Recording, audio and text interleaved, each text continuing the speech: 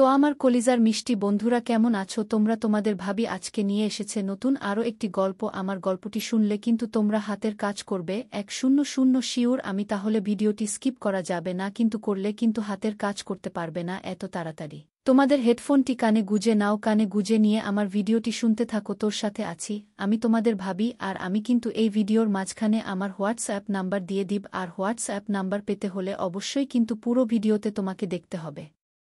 পুরো ভিডিওটা যদি না দেখো তাহলে কিন্তু আমার হোয়াটসঅ্যাপ নাম্বারটা তোমরা কালেক্ট করতে পারবে না। তবে সে কথা বলবা না, অনেক কথা বলে ফেলেছি যেহেতু। দুঃখিত, ভিডিওটি শুরু করা যাক। আমার নাম সীমা, আমি ক্লাস 9-এ পড়াশোনা করি। যেহেতু আমরা শহরে বসবাস করে থাকি, তোর শহরের লাইফস্টাইলটা একটু ভিন্ন রকম। সবার সাথে চলতে হলে অবশ্যই ভিন্ন রকমভাবে চলাফেরা করতে হয়, কারণ নিজে একা চাইলে অন্যদেরকে একা একা চলা সম্ভব না। ক্লাস 9-এ আমার 2টা মেয়ে ফ্রেন্ড ছিল এবং একটি ছেলের ফ্রেন্ড ছিল। তো এখান থেকে যে আমার জীবনের একটি বিপর্যয় নেমে আসবে সেটা আমি জীবনেও কল্পনা করতে পারিনি। তো তার আমার সাথে কি করেছিল সেটা শুনতে হলে অবশ্যই ভিডিওটি দেখতে থাকো।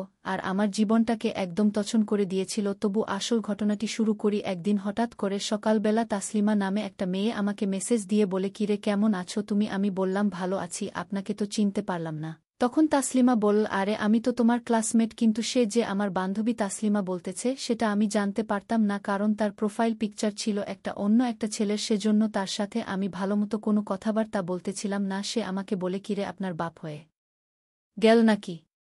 তখন আমি বললাম, ভাব হবে কেন, কে বলছেন আপনি? ভালোমতো পরিচয় দিয়ে তারপর আমার সাথে কথা বলুন। তখন বলে, আরে আমি তাসলিমা, আমাকে ভালোমতো চিনতে পারছিস না? দাঁড়া, তোকে আমি পিক দিচ্ছি। পিক দেখে আমাকে ভালোমতো চিনেনি। পিক দেখার পরে বুঝতে পারিস সে আমার বান্ধবী। কারণ তুই আমার সাথে মজা করতেছিস কেন? তুই আমাকে এরকম ভাবে ধোকা দিতে পারলি? প্রেমের সাগরে এত ইচ্ছা করতেছে আমি রামজি, আমার প্রেমের সাগরে ঝাঁপ দিতে খুব ইচ্ছা করতেছে। আমি তো ভাবতেছিলাম আপনার সাথে আমি প্রেম করব এবং প্রেমের সাগরে ঝাঁপ দিব। তখন তাসলিমা বলে, তোমার কি এতই প্রেম করার ইচ্ছে? তাহলে সমস্যা নেই, আমাকে বলো, আমি তোমাকে এখনই একটা প্রেম করে দিতেছি। আমি বললাম যে আমার অনেক প্রেম করার ইচ্ছা, আমাকে তাড়াতাড়ি একটা প্রেম করাই দাও। আমার আর এভাবে ভালো লাগতেছে না জীবন কাটাতে। 5 মিনিট সময় দাও আমাকে, আমি তোমার জন্য সুন্দর একটি স্মার্ট বয় নিয়ে আসতেছি। কিন্তু সে যে এমন একটি স্মার্ট ছেলে নিয়ে আসবে সেটা আমি জীবনেও কল্পনা করতে পারিনি, যে আমার জীবনটাকে ধ্বংস করে দিবে। মন দিয়ে গিয়ে খুব ভালোবেসেছিলাম দেখার পর থেকেই, কিন্তু সে আমাকে কখনো ভালোবাসিনি। সে আমার শুধুমাত্র আমার ভিতরে জিনিসগুলো খাওয়ার জন্য আমার সাথে সম্পর্ক করেছিল। তো সে যখন তাকে নিয়ে আসেনি, আসার পর আমার সাথে গ্রুপ ক্রিয়েট করে দেয়। গ্রুপ ক্রিয়েট করে দেওয়ার পর তার সাথে আমার প্রায় সারারাত কথা হচ্ছিল। তাকে আমার মন থেকে ভালোবাসা শুরু হয়ে যায়। সে এমনভাবে অভিনয় করতেছিল, আমার মনে হচ্ছিল সে যেন আমাকে খুব ভালোবেসে ফেলেছে। সে আমাকে অনেক অনেক আশা দিতে থাকে। আমি প্রথম দিন থেকে সে আমার প্রতি খুব আকৃষ্ট ছিল মনে হচ্ছে, কিন্তু সে যে আমার ওইসবের প্রতি আকৃষ্ট সেটা আমি কখনো কল্পনা করতে পারিনি। রাত বাড়ছে তখন সে আমাকে মেসেজ দিয়ে বলে, তোমার একটা ভালো একটা পিক দাও। আমি বললাম, পিক দিয়ে কি করবে তুমি? এত রাত করে পিক দেখতে হয় না, সকালবেলা তোমাকে আমি সুন্দর মতো একটা ছবি তুলে তোমাকে আমি হোয়াটসঅ্যাপ-এ পাঠিয়ে দিব, তুমি সকালবেলা ছবিটা সুন্দর মতো থাইকো। এখন তো আমার খুব উঠেছে, আমার তো হাতের কাজ করতে ইচ্ছা করতেছে। তখন আমি বললাম, ছি, আপনি এসব কি বলতেছেন? আপনার কি লজ্জা নেই? আজকে আপনার সাথে আমার একদিন হলো কথাবার্তা চলতেছে, আপনার সাথে তো আমি এত টাকা এখনো ফ্রি হয়নি। আপনি যতটা ফ্রিভাবে আমার সাথে কথা বলতেছেন, এরকমভাবে কথা বলে তো আমাদের বন্ধুত্বটা ঠিকই রাখা সম্ভব না। তখন বলতেছে, একটা সম্পর্কে যদি এসবি না থাকে তাহলে সম্পর্ক কোনো দামি হয় না। তখন আমি বললাম, থাক, সমস্যা নেই, আমার এরকম সম্পর্কের প্রয়োজন নেই। কিন্তু আমার মনের ভিতরে যে তাকে ভালো লেগেছিল সেটা আমি তখন বুঝতে পারিনি। তার সাথে অনেকক্ষণ কথাবার্তা বলে তার সাথে ঝগড়া করে যখন তাকে আমি ব্লক করে দেই, হঠাৎ সেদিন রাত থেকে তাকে আমার খুব মিস করতেছিলাম। তাকিয়ে আমার কাছে পেতে খুব ইচ্ছা করতেছিল, কিন্তু করার মতো কিছু ছিল না। যেহেতু আমি তাকে ব্লক করে দিয়েছি, আনব্লক করাটা পসিবল না, কারণ যেহেতু তুই আমাকে অন্যরকম কথাবার্তা বলেছে সে আমাকে কত খারাপ ভাবে, কিন্তু আমি তার কাছে খারাপ চাই না। সে আমাকে মন থেকে ভালোবাসুক, আমি এটাই চাই। তখন আমি তাসলিমাকে মেসেজ দিয়ে বললাম, কিরে তাসলিমা, তুই কার সাথে আমার কথাবার্তা বলায় দিলি? সে তো আর কোনোরকম একটা ছেলে। তখন বলল, সে যা বলেছে ঠিকই বলেছে, এরকম যদি না হয় তাহলে কি সম্পর্ক টিকিয়ে রাখা যায়? তখন আমি বললাম, তুই আমাকে এসব বলতেছিস, তাহলে এখন আমি কি করব বল? আমি যে ছেলেটাকে মন দিয়ে খুব ভালোবেসে ফেলেছি তাকে ছাড়া তোমার খুব ভালো লাগতেছে না? জাস্ট ওয়েট কর, আমি তার সাথে কথা বলেছি, দেখি বিশ্বাসটা নিয়ে মেলানো যায় কিনা। ঠিক আছে, একটু দেখ তাহলে। তাকে যেতে আমার ভালো লেগেছে, তাকে ছাড়া একটা সময় আমি কাটাতে পারতেছি না। তার 1 মিনিট পরে তাসলিমা আমাকে নক দেন কাল সকাল ১:০০টার সময় ঢাকা মিরপুর ১:০০ উপস্থিত থাকবে, সেখানে ছেলে আসবেন তোকে দেখার জন্য এবং সেখানে আমরা এসব বিষয় নিয়ে ডিসকাস করে ফেলব। ঠিক আছে, তুই আমাকে লোকেশনটা পাঠিয়ে দিস, সে লোকেশনে আমি সকাল ১:০০টায় গিয়ে উপস্থিত থাকব। পাঠিয়ে দিচ্ছি তো একটা হোটেলে বসে আমরা ওখানে আড্ডা দিব। আমি বললাম আচ্ছা ঠিক আছে, সমস্যা নাই, তুই আমি আগে ওখানে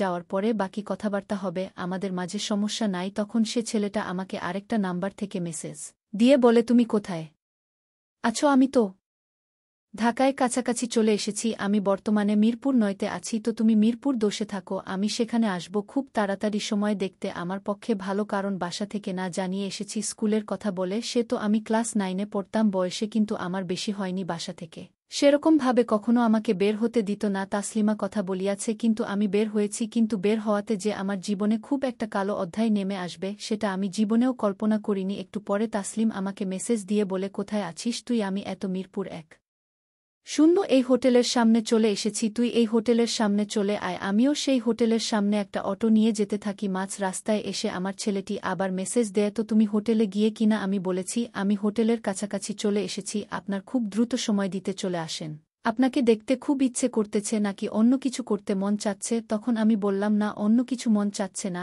আপনি কিন্তু খুবই দুষ্ট আমার সাথে সবসময়, কিন্তু আপনি দুষ্টামি করতেছেন, একটু ভালোভাবে কথা বলুন, আমাকে ভালোবাসার চেষ্টা করুন, পোলার সমস্যা নাই, আমি তো আপনাকে ভালোবাসবই। আচ্ছা ঠিক আছে, সমস্যা নেই, আমি হোটেলে চলে আসি, হোটেলে আসার পরে বাকি কথা হবে। ঠিক আছে, সমস্যা নেই, দ্রুত পারেন চলে আসেন। ঠিক আছে, আমি প্রায় এসে পড়েছি। তখন হোটেলের কাছে গিয়ে নামার পরে আমার সকল ইনফরমেশন দিয়ে আমার হোটেলে বুক করা রুমটাতে আমরা চলে যাই। রুমরাতে চলে যাওয়ার পর একটু পরেই বান্ধবীতা তাসলিমা চলে আসে সেখানে এবং সেই ছেলেটিও আসে। ছেলেটিকে বাস্তবে দেখে আরও অনেক সুন্দর ছিল, তাকে দেখে আমার মনটা আরও উদাসীনতায় ভুগতেছিল। প্রথম দিন সে যেটা চেয়েছিল সেটা যোগ দিতে পারতেন তাহলে হয় তো তার কাছে আরও ভালো থাকতে পারতাম। এসব মুন্না ভাবতে ভাবতে আমার প্রায় ১:০০ সময় কেটে যায়। হঠাৎ করে তসলিম আমাকে ডাকতে থাকে, পূর্ণ কি ভাবতেছিস? এরকম কিছু না, সমস্যা নেই, আমি তার সাথে কথা বলে তোকে ডিসকাস করে দিব। তখন আমি এই বিষয় নিয়ে তাসলিমের সাথে একটু কথা বলি। কথা বলার পরে সে তাকিয়ে গিয়ে সম্পূর্ণ কিছু বলার পরে বলে যে তোমরা এখানে একটু সময় কাটাও, আমি বাইরে থেকে আসতেছি। তখন ছেলে ফার্মেসি থেকে একটা জিনিস কিনে নিয়ে আসা, জিনিস নিয়ে আসার পর তাসলিমা রুম থেকে বের করে দিয়ে আমাকে বলে তুমি চুপচাপ এখানে বসে থাকো, যা কথা হবে তোমার আর আমার যে আমাদের যা কথাবার্তা হবে সেটা জেন খুশি কখনোই জানতে না পারে। ঠিক আছে, সমস্যা নেই, আপনি যা বলবেন আমি সেটা করতে রাজি আছি। তো আপনি যেহেতু রাজি আছেন সেহেতু আমি যা বলি সেটা আপনি সুন্দর মতো করেন। আপনাকে যে আমি আরেকদিন রাতে পিকচার দিতে বললাম, আপনি আমাকে পিকচার দিলেন না কেন? তখন আমি বললাম আপনি যেরকমভাবে পিকচার চেয়েছেন সেরকমভাবে রাতে আমার পক্ষে দেওয়া সম্ভব ছিল না, আপনার পিকচার লাগবে না। এখন আমাকে সুন্দর মতো মন ভরে দেখুন, পিকচার দেখে তো খুব ভালো লাগবে না, এখানে দেখতে খুব ভালো লাগবে। তখন ছেলেটি বলে শুধুমাত্র ভালো লাগলেই হবে, ভালো লাগাতে হবে। আমি বললাম আপনি কি সব যে বলেন সবসময় শুধুমাত্র দুষ্টামি করেন? এগিয়ে আসতে থাকে আমার সামনের দিকে গিয়ে সবার হাত দুটো চেপে ধরার পর সে আমাকে বলে থাকে তো আমাকে আরেকদিন পিকচারটা দিলে তোমার এরকম কিনা কি জানি হয়ে যেত। তোমাকে বললাম যে